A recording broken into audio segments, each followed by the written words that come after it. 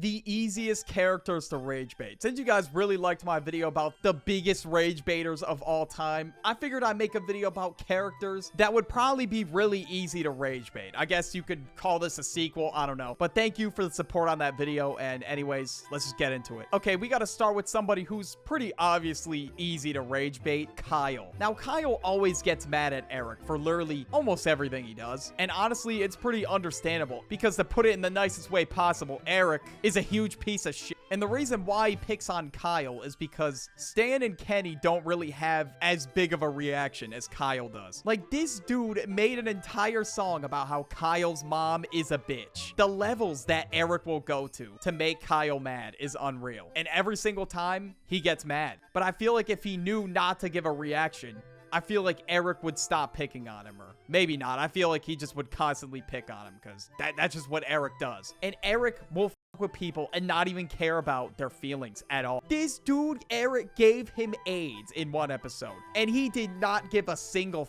And in return, Kyle broke his Xbox, which that's very understandable. But still, not enough for what Eric did. That's crazy. Now we got Krebs the Duck from back at the barnyard. Now, I didn't really watch this show much as a kid. I just watch it whenever it was on, so I don't really remember this episode, but this clip has been going so viral on TikTok and Instagram Reels, I just had to talk about it. So Krebs, this duck, I guess, bullied Otis throughout his childhood, and he got a letter saying that he's quote-unquote coming for him. But he wanted to apologize. Like, bro, who the hell says that? Like, oh yeah, man, I'm coming for you. And they just want to apologize. Like, what? Like, that just sounds super menacing.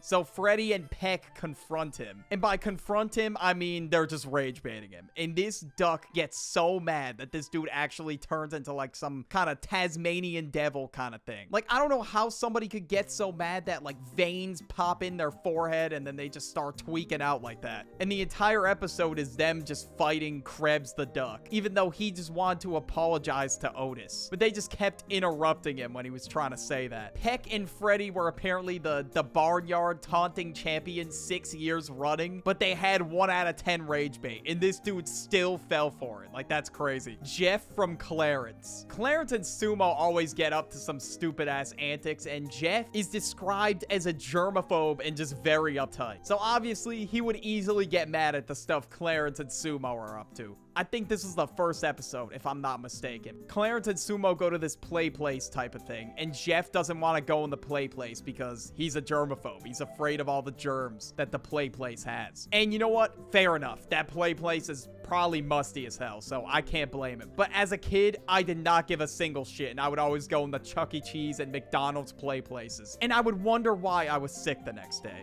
They order food at this place, and Clarence knows that Jeff does not want him to take his fries. But he takes his fries anyway, up in the play place, to trick Jeff into going into the play place. And then he aggressively chases Clarence and tries to fight him at the end. But at this point, his fries are done. Clarence put them in his back pocket and he sat on them. They touched all the shit in the play place. It's over. But at the end, Clarence still tries to give him the fries. But at this point, he's better off getting a new order of fries. But it's crazy that he got that mad over fries. And he ended up at the top of the play structure, which he did not want to be in at all. So I would say Clarence successfully rage baited Jeff. That was 10 out of 10 rage bait. And one other time, it wasn't even Clarence. It was this guy called Gilbin. They shared a birthday party because they had the same birthday. And Gilbin said nothing to Jeff, like as he was just getting mad at him for apparently, quote unquote, ruining his birthday. And then he just started trying to punch him for no reason. And he did absolutely nothing. Like, how does Jeff get rage baited by nothing? That is wild, bro.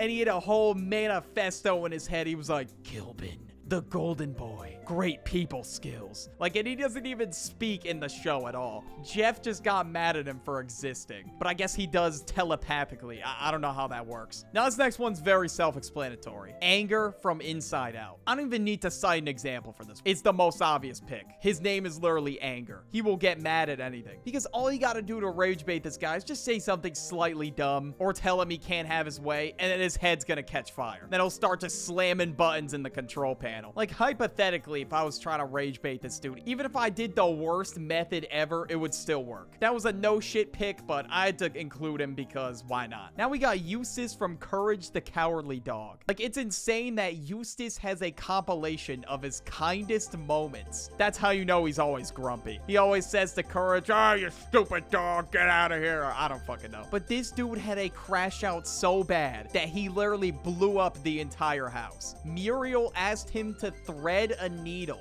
and he couldn't get the needle to go through the hole. The house walls just started tearing, and all of a sudden, it exploded. That's how mad this dude got. I can't even believe it. Like, this dude unintentionally got rage baited by a goddamn thread and needle. And that's how the episode ended. They had no house. All they had was a rocking chair. And I guess Courage spent the entire episode trying to calm him down, and it just didn't work. And the reason why I got so mad is because Eustace found an ad in the newspaper claiming that there is a hair growth experiment. And one of the side effects was getting extremely angry, and he's already very angry to begin with. So obviously that was gonna happen. Now we got Mojo Jojo. Now, Mojo Jojo always loses no matter what, okay? I mean, that's just what happens. Obviously, the Powerpuff Girls are gonna win. But this time, in this specific episode called the Powerpuff Girls Rule, Mojo Jojo almost found the key to the world, and the mayor was supposed to watch the key to the world or something, and he was so close to getting his hands on it, but then he opened the wrong drawer, and it had a cucumber in it. And then the Powerpuff Girls opened a drawer next to him, and then they just started baiting him with this key, and he almost fell for the rage bait, but he had to lock in. But after that, he just quit. He wanted nothing to do with being a villain anymore. He just kept losing. And I don't even blame him. And every time he has this genius plan that he thinks is finally gonna work, it just blows up in his face. It never works. Or well, one time it did actually. I think he won in literally one episode, and that was it. But you know what? I'll give him credit for being able to just lock in and not get rage baited sometimes. Now we got Nicole from Gumball.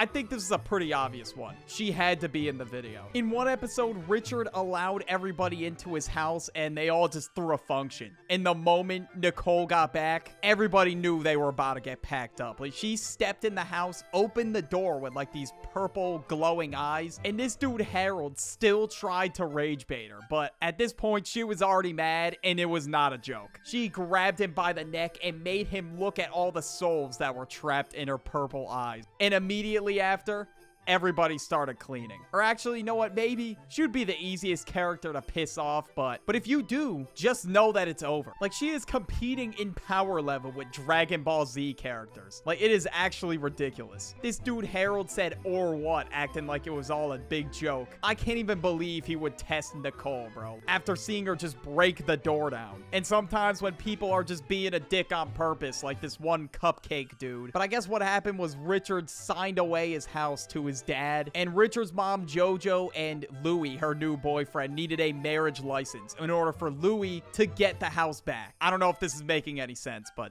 I'm garbage at explaining things. But yeah, they go to this place, and even though it is very urgent, Frankie is in the line right next to them. This dude, this Cupcake guy, is just taking forever. He's playing solitaire on his computer, making posts on Elmore Plus. Like, I don't know what this dude's doing. He's acting like they got all day. And of course, Nicole flips her shit at him, and obviously, I do not blame her. Like, this dude was just trying to be a dick on purpose and just take forever, since they were giving him shit for playing solitaire and posting on Elmore Plus. Because of that, he decided to take his sweet-ass time on purpose. Okay, now we got Chris Griffin. Now, I had to mention Chris because in my last video, I got a comment saying I forgot Stewie's greatest rage bait. Now, Stewie does this thing where he says words wrong on purpose. I don't know why. And he'll just do it to people, or mainly he'll do it to Chris and Brian. He'll say cool whip instead of cool whip. I don't know why he's putting so much emphasis on the H, bro. But one time he said this to Chris and Chris just tweaked. I don't know why. He got so mad to the point where he grabbed Stewie and was about to toss him across the room.